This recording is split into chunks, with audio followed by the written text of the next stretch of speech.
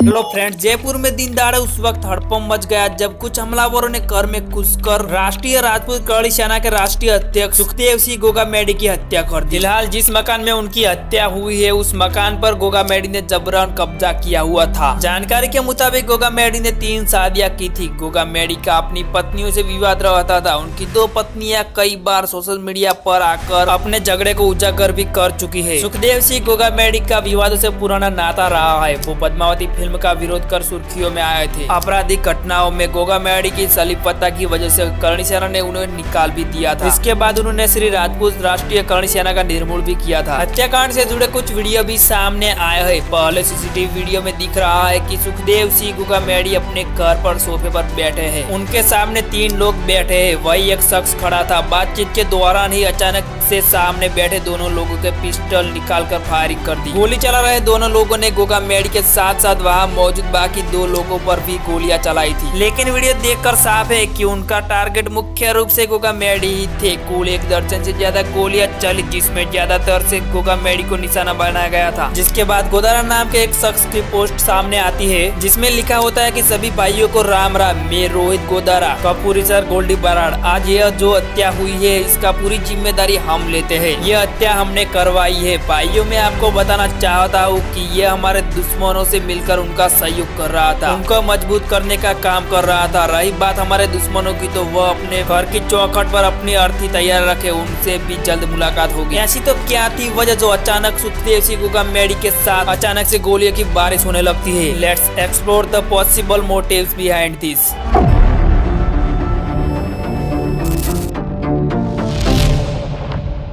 सुखदेव सिंह गोगामेडी राजपूत समुदाय के मजबूत नेताओं के नाम से जाना जाता है। उनकी हत्या होने से पहले वह श्री राष्ट्रीय राजपूत करणी सेना के राष्ट्रीय अध्यक्ष थे। उन्होंने करणी सेना 2013 में ज्वाइन की थी। तब से अब तक इस संगठन से जुड़े हुए थे। सुखदेव सिंह गोगामेडी का राजपूत समाज में काफी सम्मान था और युवाओं इनको काफी पसंद करते थे। सुखदेव सिंह गोगामेडी राजस्थान में राजपूतों के नेता थे। राजपूतों में उनका खास सम्मान था और युवाओं के पसंदीदा थे। वह लंबे समय तक राष्ट्रीय करणी सेना से जुड़े रहे थे। बाद में करणी सेना में कुछ विवाद होने के बाद गोगामेडी ने राष्ट्रीय राजपूत करणी सेना के नाम से अपना अलग संगठन बना लिया था और तब से वह ही संगठन के अध्यक्ष थे। गोगामेडी राजपूत समाज की हर एक समस्याओं को पुरजोर तरीके से उठाते थे। गोगामेडी इसके अलावा प्रॉपर्टी का भी काम करते थे। एक बार जब फिल्म पद्मावत की जयगढ़ में जब शूटिंग चल रही थी तो इस दौरान साल 2017 में राजपूत करणी सेना के लोगों ने तोड़फोड़ भी की थी। सुखदेव सिंह गोगामेडी देश में पहली बार तब चर्चा में आए थे जब उन्होंने बॉलीवुड फिल्म पद्मावत की शूटिंग के दौरान फिल्म के डायरेक्टर संजय लीला भंसाली को थप्पड़ जड़ दिया था। 2017 में राजस्थान के हनुमानगढ़ जिले में एक महिला ने सुखदेव सिंह गोगामेडी पर बलात्कार और जबरदस्ती करने का आरोप लगाया था। इस दौरान पीड़िता ने सुखदेव सिंह पर अलग अलग जगह से ले जाकर बलात्कार करने की बात भी कही थी। हालांकि बाद में पुलिस जांच में यह मामला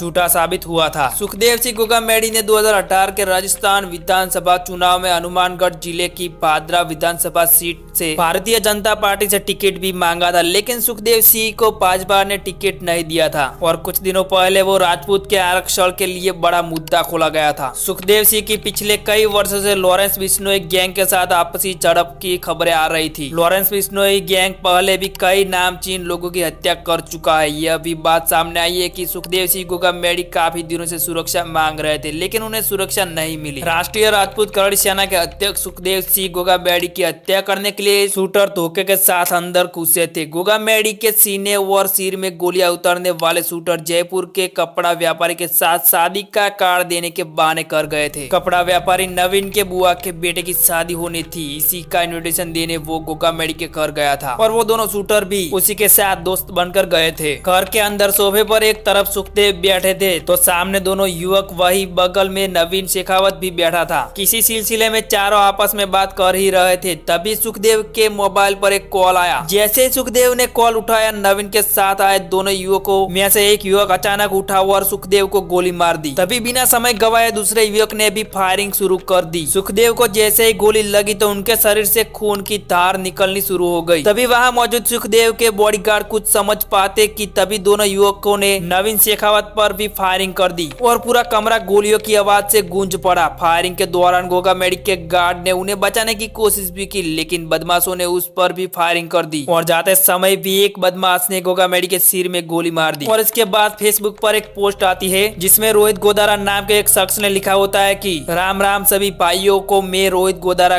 कपूरी सर। गोल्डी बरार भाइयों, आज यह जो सुखदेव गोगामेडी की हत्या हुई है इसकी संपूर्ण जिम्मेदारी हम लेते हैं। यह हत्या हमने करवाई है। भाइयों, मैं आपको बताना चाहता हूँ कि ये हमारे दुश्मनों से मिलकर उनका सहयोग करता था, उनका मजबूत करने में काम करता था। यह पोस्ट ज्यादा वायरल होने के बाद पुलिस वायरल हो रहे इस पोस्ट को भी खंगाल रही है। ब्लैक होल में जाने के बाद गुरुत्वाकर्षण शरीर के चारों तरफ से खींचने लगता है जब तक कि उसके लाखों टुकड़े न हो जाए। इस प्रोसेस को स्टैकेटिफिकेशन कहते हैं। हालांकि यही पर सब कुछ खत्म नहीं होगा। ब्लैक होल अगर भीतर निकल कर टुकड़े करेगा तो व्हाइट होल आपको वापस बाहर भी फेंक सकता है। वैसे तो पूरा स्पेस ही रहस्यों से भरा पड़ा है, लेकिन ब्लैक होल की बात अलग है। दूर दराज के ग्रहों पर जाने और वहाँ इंसानी बस्ती तक बनाने की सोच सकने वाले एक्सपर्ट ब्लैक होल के बारे में लगभग कुछ नहीं जानते, सिवाय इसके कि यहाँ इतनी ग्रेविटी होती है जो सब कुछ यहाँ तक की रोशनी को भी कड़क कर जाती है। तो क्या होगा अगर ब्लैक होल में इंसान गिर जाए? क्या वो सही सलामत लौट सकेगा?